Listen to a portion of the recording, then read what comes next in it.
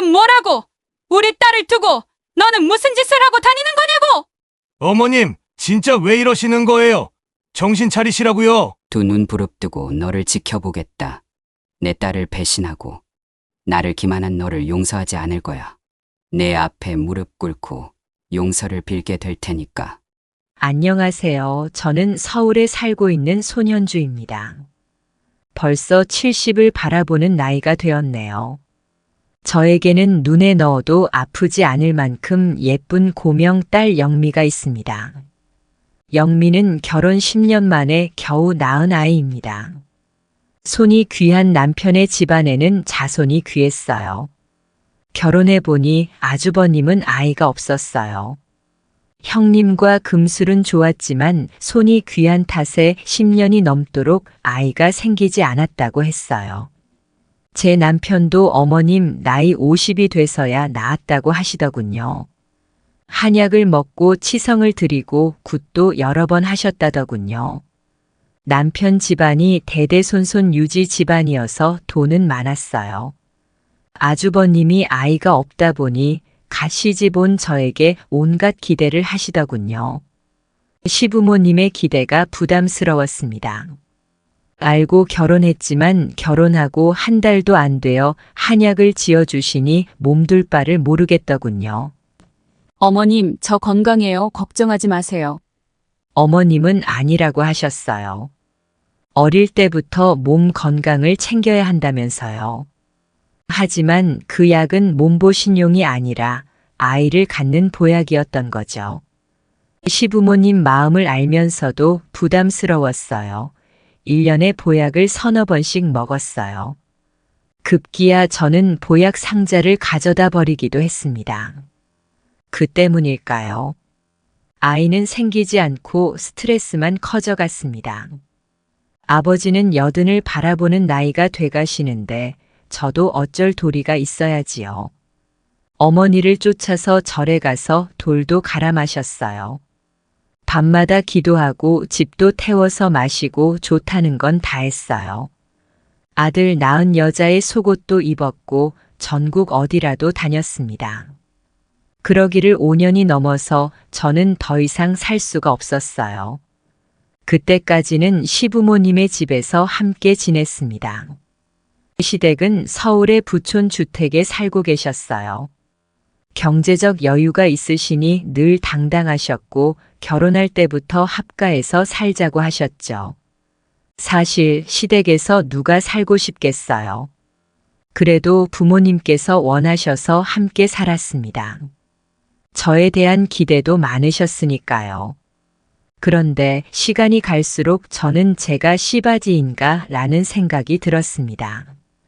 더는 못하겠더라고요. 그래서 저는 두 눈 질끈 감고 하루는 남편을 붙들었습니다. 여보, 나 여기서 못 살겠어. 날마다 어머님 쫓아서 애 갖는 곳에 찾아다니는 것도 너무 힘들어. 우리 나가서 살면 안 될까? 더는 못하겠어요. 저는 엉엉 울었습니다. 서러움을 한번 털어놓으니 걷잡을 수가 없더군요. 그렇게 남편에게 한바탕 하소연을 하고 나니 속이 후련했어요. 남편은 연세 많으신 부모님께 죄송하다며 쉽게 결정을 못 내리더군요. 남편이 미웠지만 기다렸습니다. 그렇게 1년을 더 보내고 나서야 저희는 시부모님 댁에서 분가했습니다. 꿈만 같았어요. 결혼 6년이 넘어서의 일입니다. 아침마다 어머님 뒤를 쫓아서 이곳 저곳을 누비던 저는 이제는 집에서 늦잠을 잘 수 있었어요. 남편이 출근하고 나면 집도 청소하고 새로운 공간에서 지내니 마냥 좋았지요. 한낮에는 뒷산에 가서 시원한 공기도 마셨습니다. 어머님께서는 그 와중에도 저에게 이런저런 제안을 많이 하셨지만 한 집에 살 때보다는 덜 하셨어요. 그러던 중 아버지께서 돌아가셨습니다. 갑자기 아버님이 돌아가시고 나서 재산 분배로 집안이 시끌해졌습니다. 하지만 재산 분배 과정에서 가장 중요한 건 아이였습니다. 저희도 형님 댁도 아이가 없다 보니 아버지의 재산은 어머님과 형님 댁과 저희에게 동등하게 분배되었습니다. 저에게 아이라도 한 명 있었다면 더 주셨을 텐데요. 이미 작성하신 아버지 유언장에는 분명하게 명시되어 있었어요. 자녀가 있는 자식에게 70%의 재산을 분배한다. 그렇지 않을 경우는 어머님과 함께 공동 분배였습니다. 자식에 대한 아버님의 각별함이 고스란히 유언장에도 남아 있었어요. 그렇게 몇 년이 더 흘렀고 저는 드디어 임신을 했습니다. 정말 딱 10년이 지날 즈음 아이를 가지게 되었어요. 어머님께서는 아들이면 좋겠다고 너무 행복해 하셨고 기대하셨습니다. 저도 내심 기대했어요. 제가 아들만 낳으면 분명히 어머님 명의의 땅과 건물은 모두 저희 것이 될 거니까요. 내심 형님도 질투하더군요. 저랑 워낙 나이 차가 나시니 대놓고 표현은 안 하셔도 은근한 그 눈빛이나 표정이 더 신경 쓰였어요. 임신하고는 워낙 입덧이 심해서 김치 냄새만 맡아도 화장실로 달려가곤 했어요. 입덧을 가라앉히는 약을 먹어도 소용이 없더군요. 그래도 행복한 10달을 보냈습니다. 보기만 하면 웃으시는 어머님과 귀하게 대해주는 남편의 관심이 좋더군요.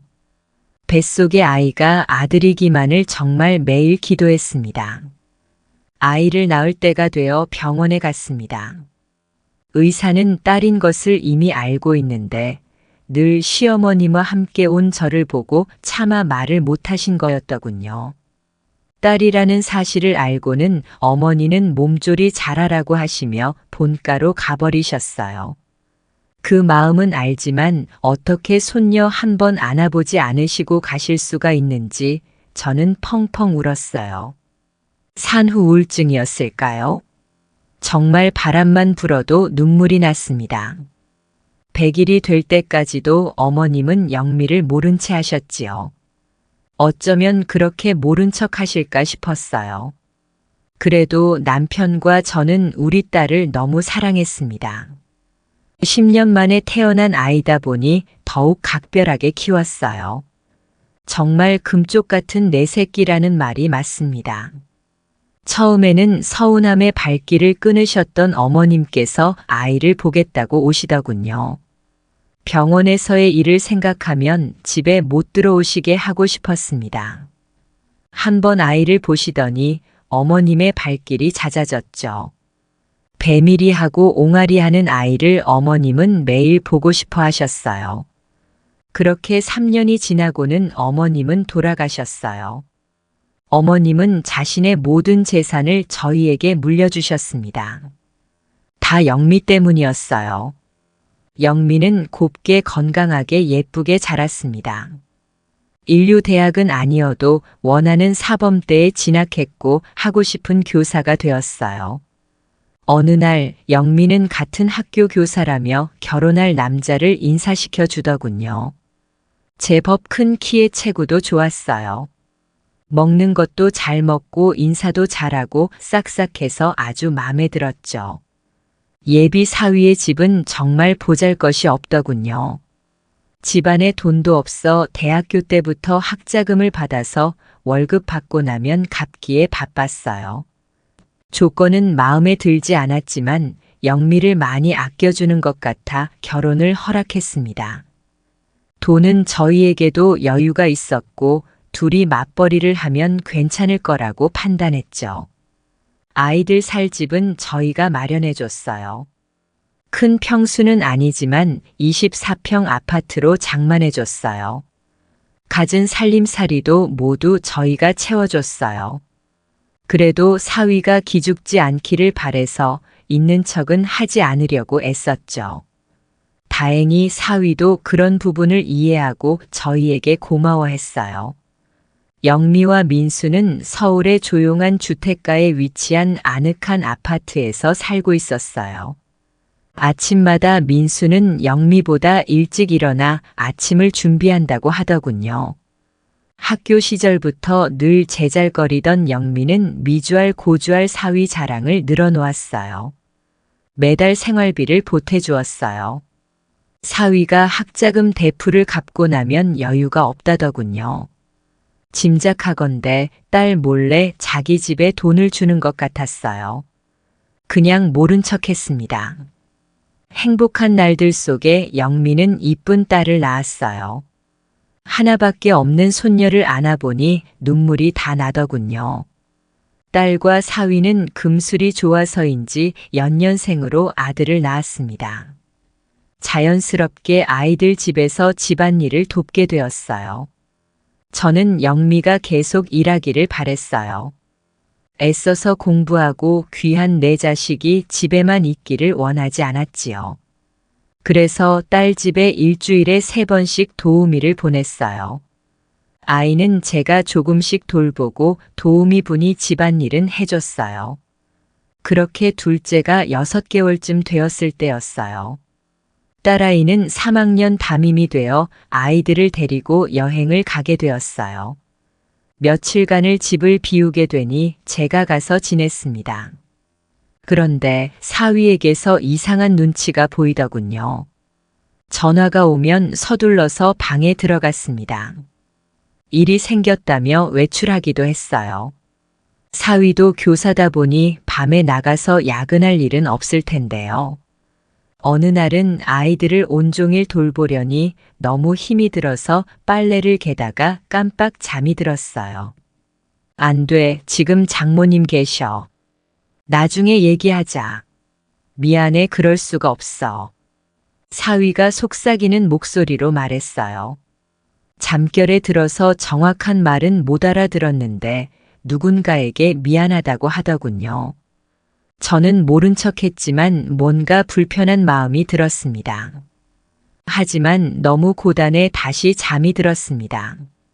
드디어 영미가 돌아오는 날입니다. 집에 돌아가서 쉬고 싶었어요. 저는 집안 청소를 하며 영미를 기다렸어요. 일찍 온다던 영미는 소식이 없이 갑작스럽게 사위에게서 전화가 왔어요. 울먹이는 소리였어요.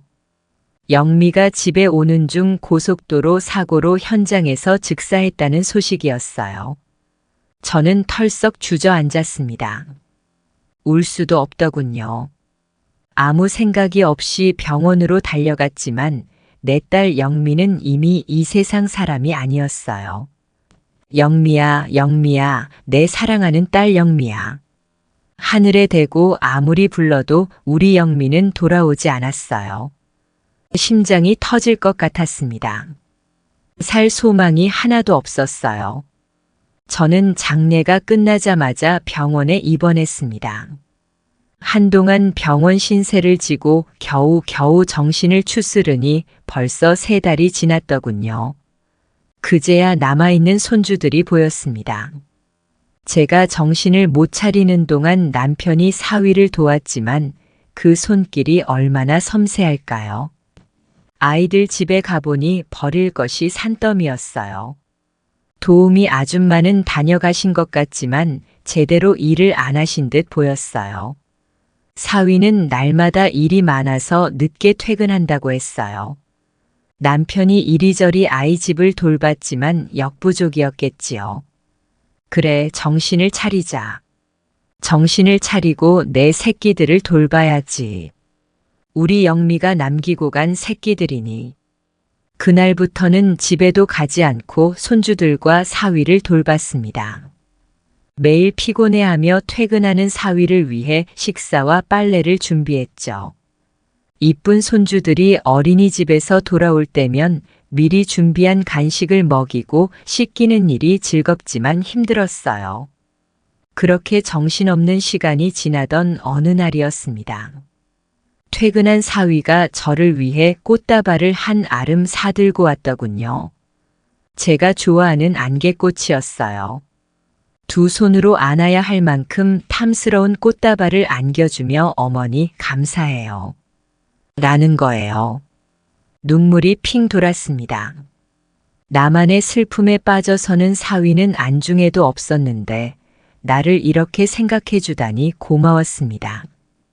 그날부터는 조금 더 정신을 차리기 시작했습니다.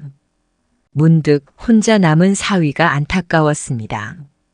아이들도 어리고 매일 일하느라 퇴근도 늦게 하는데 얼마나 힘들까. 그런 마음이 자리 잡고 나니 자꾸만 더 안쓰럽게 여겨지더군요. 아내가 없는 빈자리가 얼마나 클까 싶어 안타까웠어요. 한 번은 사위가 술을 잔뜩 먹고는 장미꽃을 한 아름 사왔더군요.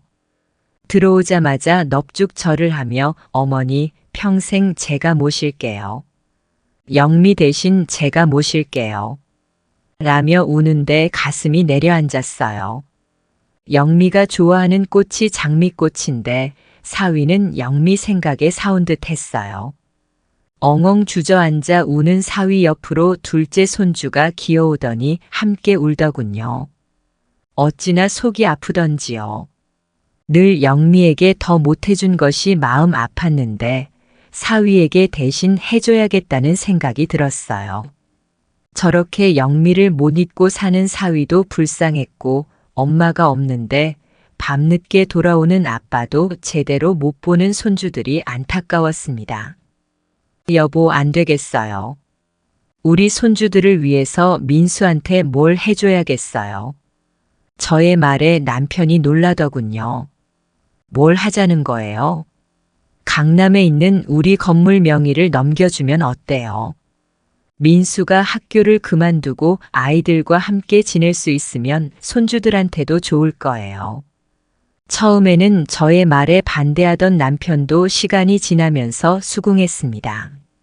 엄마도 아빠도 못 보는 손주들 생각에 저희 부부는 강남 건물을 사위 명의로 옮겨주었습니다.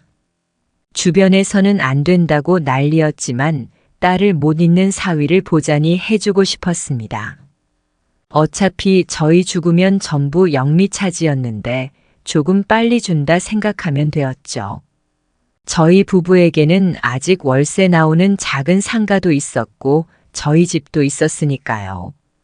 그렇게 사위는 학교를 그만두고 건물 관리를 시작했습니다. 강남 한복판의 건물이라 각종 병원과 이름값 사는 상가들이 꽤 들어와 있었죠. 처음에는 사위도 싫다고 했지만 아이들을 위해서 일을 그만두는 게 좋겠다고 하니 며칠을 고민 끝에 수락하더군요. 아이들 커가는 속도가 정말 빨랐습니다. 어느덧 둘째 놈은 말도 잘하고 곧잘 뛰곤 했어요. 하루하루 딸 생각에 아파서 힘들 때도 있었지만 손주들과의 시간이 행복했어요. 얼마 지나지 않아 사위가 이사를 가야겠다고 하더군요. 지금 사는 아파트는 외곽이라서 아이들 학교 때문에 불편하다면서요. 손주들이 커가니 그것도 맞겠다는 생각이 들더군요. 강남 쪽으로 집을 장만하려고 하니 많은 돈이 필요했습니다. 당연히 사위가 알아서 할 줄 알았는데 건물을 담보로 대출받는 게 안 된다면서 저희에게 얼마간의 돈을 빌려달라고 했어요. 이제 남은 건 집과 작은 상가뿐이어서 안 된다고 했습니다. 그런데 사위의 태도가 사뭇 이상했습니다. 저희 부부가 돈을 주지 않는 것처럼 서운해했어요. 어머니, 아이들 교육 때문에 옮기는 거예요. 다 아시잖아요. 소영이 곧 유치원에 가야 하는데. 매일 볼 때마다 이사 비용과 집 비용을 이야기하며 저를 졸라댔습니다. 그래, 나 죽으면 다 손주들 건데. 우리 영미 대신 주는 건데. 그런 마음에 남편을 졸라서 집 담보 대출을 해주었습니다. 날마다 죽상을 하던 사위는 반색을 하며 좋아하더군요. 그렇게 이사 날짜가 잡혀서 준비를 시작했습니다. 어머니, 작은 방에 영미 물건을 정리하면 어떨까요? 들어갈 때마다 저도 너무 힘이 들어요. 영미 짐을 정리하자는 사위 말에 내심 화도 났지만 이제는 딸을 보내줘야겠다는 생각이 들더군요.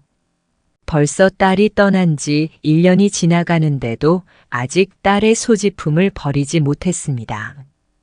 방 하나에 가득히 쌓아놓고 살았죠. 이사 가기 전에 정리해야겠다는 생각이 들었어요. 사위도 손주들도 모두 나간 집안에서 방문을 살며시 열어보니 눈물이 왈칵 쏟아졌어요. 학사모를 쓰고 반짝이며 웃고 있는 딸의 사진과 눈이 마주쳤지요. 어느 것 하나 손을 댈 수가 없었습니다. 한참을 방 안에서 뒤척이다가 겨우 정리함에 물건을 넣었습니다. 이건 학교 때 받은 상장, 이건 경시대회에 나가서 받은 트로피, 회장 임명장 등 어느 것 하나 버릴 것이 없었습니다. 책을 좋아했던 영미는 책을 많이도 사모았더군요. 고등학교 앨범, 사위와 연애하던 시절 주고받은 연애편지 사진들. 눈물을 훔치며 상자에 차곡차곡 담았습니다. 책을 정리하던 중 다이어리처럼 보이는 핑크빛 노트를 발견했습니다. 큰 손주를 임신했을 때부터 썼더군요. 아이를 가진 기쁨, 입덧 이야기, 아기를 위한 선물을 사러 다니던 일까지 다 적혀 있었어요. 아이를 낳고 저에게 더 잘해야겠다는 이야기도 했더군요. 복잡한 마음으로 책장을 넘기다가 멈칫했습니다. 어떻게 나한테 이럴 수가 있는 거야? 왜 나와 소영이를 버리려는 거지? 영미가 쓴 글이었어요. 몇 장을 더 넘기면서 글을 읽었습니다. 그 여자를 사랑한다고. 그럼 나는, 소영이는, 뱃속의 애는? 분노 가득한 영미의 일기였습니다. 순간 예전의 일이 떠올랐습니다. 안 돼, 지금 장모님 계셔. 나중에 얘기하자. 미안해, 그럴 수가 없어. 매일 야근한다던 사위의 모든 행동이 다 떠올랐습니다. 소영이는 둘째를 임신했을 때 사위의 외도 사실을 알았던 것입니다. 일기장에는 영미의 고통이 오롯이 적혀 있었습니다. 늘 다정하고 살가웠던 남편이 다른 여자를 만나고 있다는 사실을 알고 얼마나 힘들었을까요? 둘째를 뱃속에 가지고 있으면서 그 모든 시간을 조용히 참아낸 영미 생각에 가슴 아팠어요. 시간이 지나면 다 갚겠어. 나를 기만한 만큼 대가를 치르게 하겠어. 마치 영미가 입을 앙다무는 모습이 보이는 듯 했습니다. 이럴 수가, 행복하게만 살고 있는 줄 알았던 딸에게 이런 고통이 있었다니. 아무것도 모르고 사위를 예뻐했던 나를 보며 얼마나 기가 막혔을까. 그것도 모른 채 영미에게 줄 건물을 선물했습니다. 집 대출까지 받아서 사위가 살 집을 마련했습니다. 아니, 그 여자와 살 집이겠지요. 생각하면 할수록 치가 떨려서 잠이 오지 않습니다. 남편에게 말을 할 수도 없습니다. 바람난 사위에게 건물 주고 집까지 마련해준 꼴이니까요. 어쩌면 손주들까지 뺏길 수도 있습니다. 저는 이제 어떻게 해야 할까요? 당장 사위를 쫓아가 뺨을 때리고 욕을 퍼붓고 싶습니다. 하지만 그건 한순간뿐입니다. 임신한 우리 딸을 지옥으로 몰아넣은 사위를 그렇게 쉽게 용서할 수는 없습니다. 영미가 느꼈을 고통을 서시히 느끼도록 사위를 서서히 괴롭혀야 합니다. 아주 천천히 숨도 못 쉬게 괴롭혀야 합니다. 당연히 건물도 집도 뺏어와야 합니다. 저를 도와주세요, 여러분. 제가 어떻게 하면 될까요? 저를 위해 여러분의 소중한 의견을 말씀해 주시기 바랍니다. 좋은 사연이 아니라 죄송합니다. 하지만 이 억울한 심정을 얘기할 곳이 있어서 너무 감사합니다. 이 사연을 듣고 계신 여러분 모두 행복하시고 건강하시길 빌겠습니다.